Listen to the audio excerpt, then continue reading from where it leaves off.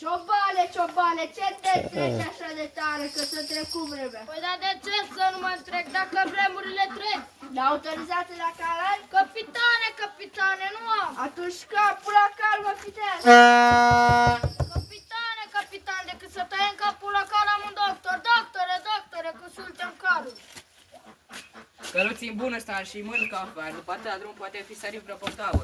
Dar spatele locuirii la Moștani. Moștani, ești acasă? Lasă acasă. Cât îmi mai spătărești căluță? Nici mai mult, nici mai puțin.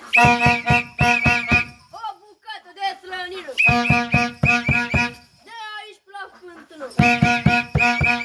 O bucată de cârnați. De aici plăc galat.